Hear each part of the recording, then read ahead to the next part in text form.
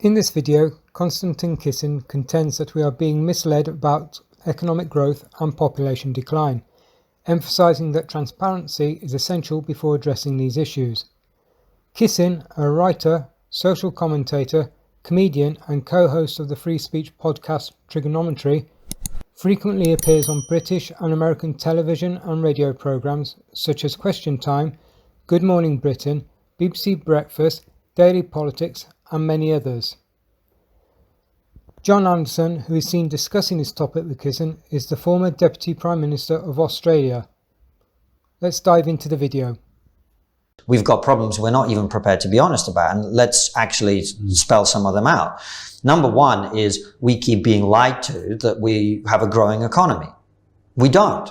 We do not have a growing economy. Growth this year was 0.7%, so technically we're growing, but how is that achieved? I mean, one of the things that really I came away from Australia fundamentally with my views altered very significantly is I hadn't quite realized how poor Britain is in comparison to many other countries, even in the Anglosphere. And I don't mean as GDP, because the UK has the sixth biggest GDP, we're the sixth richest country in the world, apparently, except when you actually look at GDP per capita on a purchasing parity basis, we are the 27th country in the world. I mean, I have friends who moved to Australia, who I met out there, who work in the healthcare system. They doubled their salary the day they moved. I was amazed to see the guys who work in your mines and drive trucks and do all those other things, how well they do for themselves and their family. They're actually able to feed a family of four on one income. It's almost unimaginable for people here, including, well-paid lawyers and bankers sometimes even. So the first thing is the reason we have a huge influx every year of legal immigration is that we are bringing people in who work for low wages, in low-skilled jobs, who, as you no doubt have discovered when you pop into a coffee shop or anywhere else, there are no British people to be found working in them anymore, really, particularly in the big cities. And the reason is that we are importing those people so we can pretend to be growing. So we can say, Rishi Sunak or Keir Starmer can walk out there and say, we've got growth, 0.8%, and which, those figures would have been negative if we hadn't been doing that. But the question is that making us as a society more prosperous? Is that beneficial to all of us?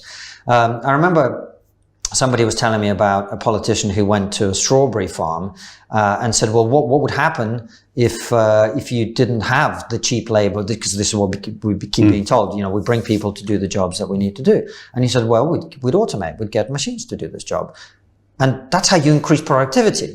we should be doing that. But instead, we basically steal all the bright people from Eastern Europe and elsewhere in the world who've got PhDs in mathematics and medicine and whatever, and put them in to pick fruit in our fields. I don't know that that's sustainable for us or the world. So that's number one.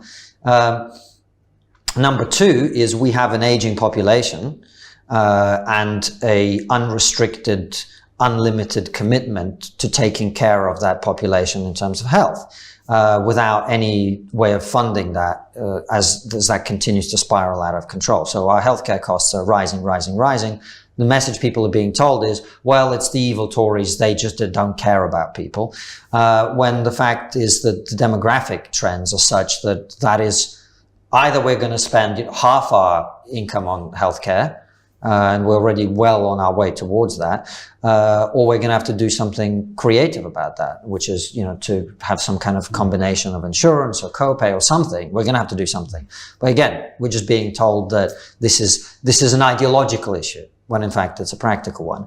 The debt to GDP point you made is, of course, exactly the same.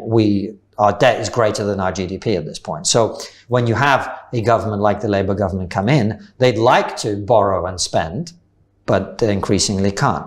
Because we have the highest tax burden since World War II, and our debt to GDP ratio is over 100%. So on all of these issues, I agree with you, there are no easy solutions. It doesn't, by the way, there are no simple solutions, because we confuse those two things very often. Some solutions are hard and simple. But what they require, as you say, is honesty. And I wouldn't for one moment suggest that the more populist movements, including Reform or others, have a carefully crafted and perfectly costed manifesto. But I think the reason that people are enthused by them is they're at least willing to identify the problem, which is we're not growing the economy. We are using mass migration to pretend that we are. And we've got all these other structural problems that we're completely unwilling to address. So, yes, more honesty is needed. And you're completely right, John. It seems to me politicians, and look, it's hard to blame just them because we live in a media ecosystem which punishes people for telling the truth.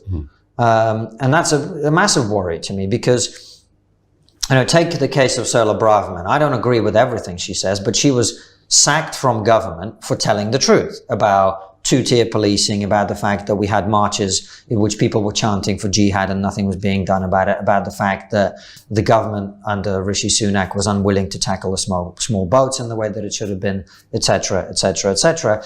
And now when I talk to other people in the Conservative Party, well, they say, well, Suella could she's discredited herself because, yes, she may be right on the points, but when you give the media ammunition to attack you the way they do, and most of our voter base watches TV and reads the papers, they haven't yet caught on to this YouTube thing that you and I are doing. That's irresponsible and that makes her very disliked and that limits her chances. So then if the incentive structure is for people to lie, then it's hard to see where the truth is going to be coming from unless you have outsiders coming in and saying, these two rotten parties are not serving you anymore. And that's what we continue to do.